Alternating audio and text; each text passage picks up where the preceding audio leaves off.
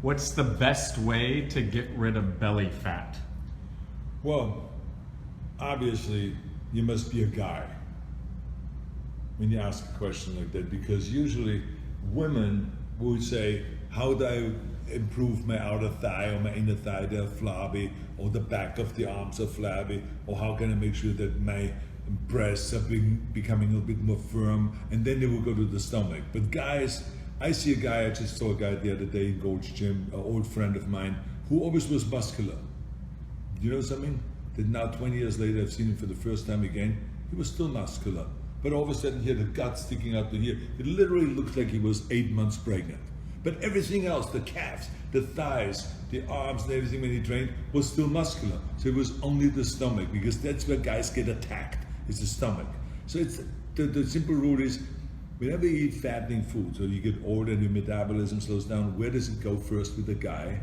It goes to the stomach. But also when you now go on a diet, the first place that it leaves is the stomach. So there is really no specific diet for the stomach. It's just in general, you want to lose body fat. Your body fat maybe is at 15%, you want to get it down to 12% or to 10%. And the way you do that is by burning more calories every day than you eat. So what you want to do is let's say to take 2,000, the number 2,000. You want to go and have 2,000 calories you eat every day, but burn off 2,500 calories a day. And now you have a negative of 500, and every day you will start slowly going down with the body weight and down with the body fat. And the first place where it will go is at the stomach. So you do your stomach exercises at the same time, your crunches. Remember, 200 crunches every day is a must. You shouldn't even start the day without doing 200 crunches when you get out of bed. And then you do some sit-ups and some leg raises, some twists and all those kind of things. Do some bicycling, obviously some cardiovascular work, but also work out with the weights. That is how you get the stomach down. And then of course, don't forget to do the vacuum. Practice the vacuum. So that when I'm gonna stand up right now, you stand like this, and you hold it like that, 15 seconds, 3 times 15 seconds, and now your brain starts remembering, oh, one of the functions I have is pulling the stomach in, not letting it hang out, but pulling it in, controlling it. As much as you practice every day standing across against the wall. That reminds you always, and reminds the back that you got to keep your back straight rather than start slouching down like so many guys do when they get to be like 40, 45, all of a sudden they walk around like that, like beaten dogs. I hate that look. So forget about that. So stand against the wall every day and just practice and keep your head back, your chest out, and stand like this for 5 minutes. It reminds the head, the brain, that it has to keep you straight all day. The same is with the stomach always. It keeps you always pulling in the stomach and remind you not to just let it out and be out of control. What was your best squat? My best squat was around 575, but like I said, many times I went up to 550, but they very rarely went to 575, but it was my best. I would also say at the same time that squat was never my number one strength. I did not have the right leg length and the right proportions for really being a good squatter. So I was struggling much more. I was bending forward much more. I was having to put a block underneath my heels to keep straight, to keep the body straight. I remember that Franco Colombo, he had the perfect body for squats. So Ken Waller had a perfect body, Sergio Oliva, they all had like a really great body, perfect bone structure for squats. I never did it, but I did it. I did my 10 sets of squats, and I did a lot of front squats. I had the bar coming across here, and had my arms here holding the bar, keeping the elbows up high, and then just looking up and going down, because they kept my position, my body pretty straight. So I did that a lot of times. But you know, squat is just a very important exercise. It's like deadlift and bench press and like rowing, bent over rowing, and dumbbell flies and barbell curls. These are all basic exercises that you need to do. So I was a fanatic about squats. And I used to train with people like Franco that were good squatters to inspire me. I'm a 35-year-old who just started strength training for the first time in my life. Do you have any advice for a late beginner? Well, the first advice I will give you is not make the same mistake I made. I went to a weightlifting gym and I asked the guys to train me, and then they trained me for 2 hours, which was way too much. But I think this was their way of kind of like having fun with me. I was 15 years old, and those champions there in this weightlifting club just said, yeah, try to do this exercise, and you got to do this exercise, and you got to do this, and do 5 sets, and do 10 reps, and do 15 reps, and all this. And so then when I was finished, I remember I was driving home with the bicycle. I was riding for around a half an hour, 45 minutes, everything was dandy and fine. But then all of a sudden, I had no more feeling in my hands. Absolutely, the feelings went awry, and it was gone.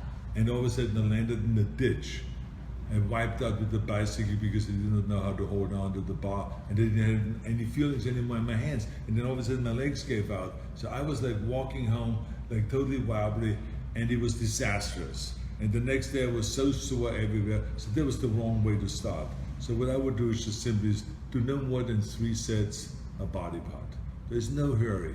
We've done it all these years without it, so now just slowly start to 3 sets of 10 reps for each exercise, 3 sets of curls, 3 sets of triceps extensions, 3 sets of shoulder press, 3 sets of squats, everything 3 sets, and then let it be. And then slowly work up there from there, and then as soon as you start detecting that there's certain areas that you develop really well because of genetics, and other areas that you won't develop well, that they're falling behind, then you know how to make the adjustment to your training, where you keep doing the 3 sets for the body parts that grow really well, but you now increase to 5 sets of body part or 6 sets to those body parts that don't grow so well and that are falling behind. And this is how you then make the adjustments, and that's why I always say, everyone cannot train the same training routine, because everyone has a different body and everyone has different needs.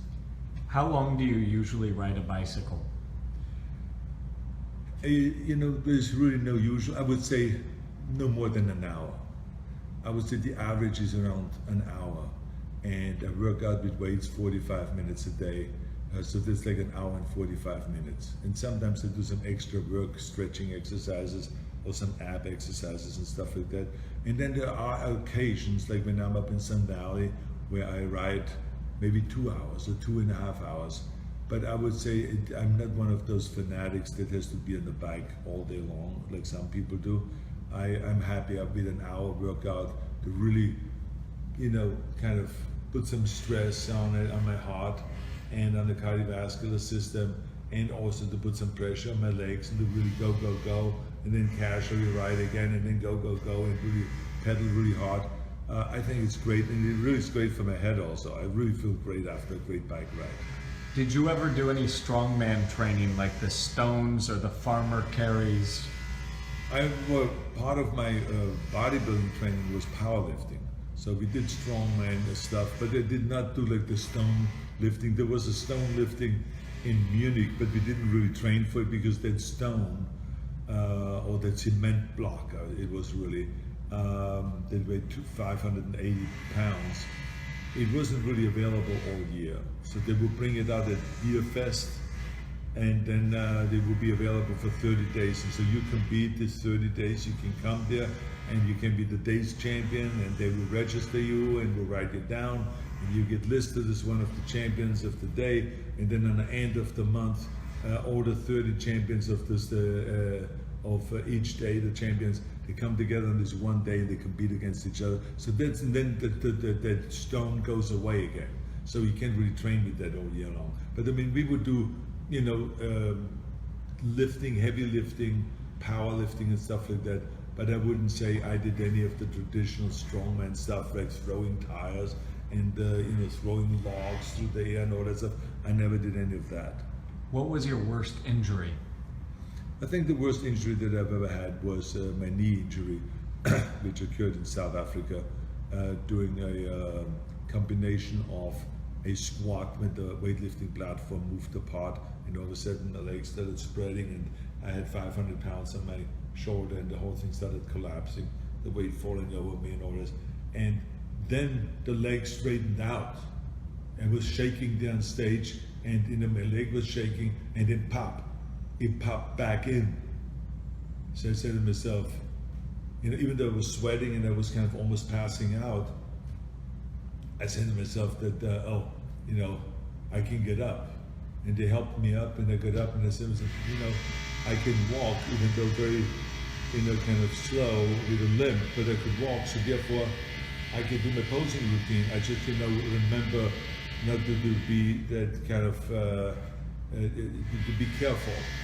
And then, sure enough, I would do my posing routine, and then the people were screaming, and I started getting carried away because people were screaming and applauding and standing ovation, that I would come back out on the stage after an accident like that. And I totally forgot not to go down to my kneeling shot, where I had one leg spread out like that and one leg bent, and I'm doing my double bicep pose.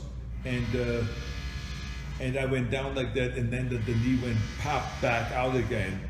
And then I fell over, and I was like in pain again, and I was shaking, and then it popped loud again and all this stuff. I mean, people heard it all the way to the back row. It was like wild.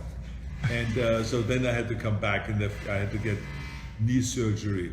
And then the doctor said, I had the cartilage surgery, meniscus, the kneecap was moved to the side, the tendon was torn, and blah, blah, blah. I mean, everything was wrong with the knee. But I had a good doctor by the name of Dr. Carter, from Curl and Job, from their office here, and I had good physical therapy afterwards, and within 4 months I could start squatting again and prepare myself for the 1973 Mr. Olympia competition, and my thighs were actually the best in 1973 because I really paid close attention to it and made this kind of like the priority principle. Joe Weed always talked about that Weeder priority principle, but this is what it was, where I did thighs first from that point on and really paid close attention to it. What's your favorite movie line from your movies?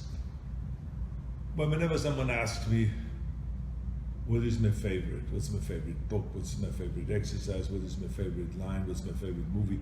All of this, I never can answer it because there really is no such thing as the one favorite. I can give you a few. I mean, I think that the ones that are the most common, that are out there, that are the most popular ones, if it's the I'll Be Back, or Hasta La Vista Baby, or I'm gonna ram my fist in your stomach and break your goddamn spine, or you shouldn't drink and bake, or if it is Hasta La Vista, or stick around after I hit the guy with a knife in the chest, all of this, I think these are all cool lines, and I think the trick of it is just not just what you say, but how you say it.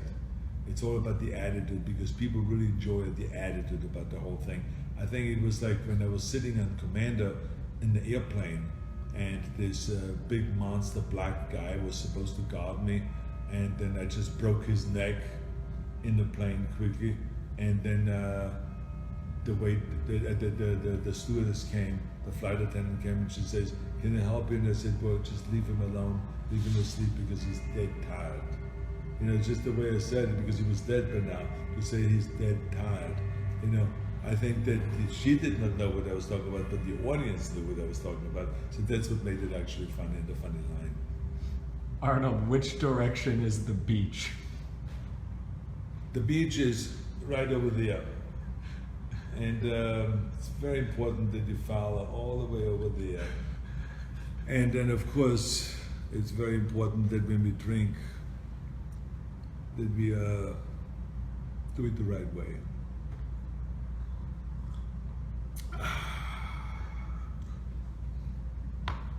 Anyway, sometimes when you have a problem pumping up your bicep and you don't have really a way to get to the gym, just pump it up.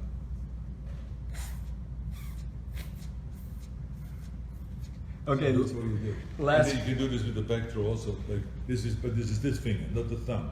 The thumb is for the bicep. This finger is for the. Then this finger here is for this.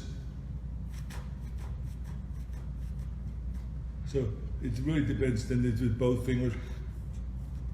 So it really depends, what the situation is. This finger. Ow. Okay. All right, I forgot again. Gustav, come here. Come here, Gustav. Come. This is my training partner. Hi, Gustav. Say hi. Good boy, Gustav. Last question. Do you still have the Conan sword? Yeah, of course. As a matter of fact, the Conan sword is always in my office. Here, look at this.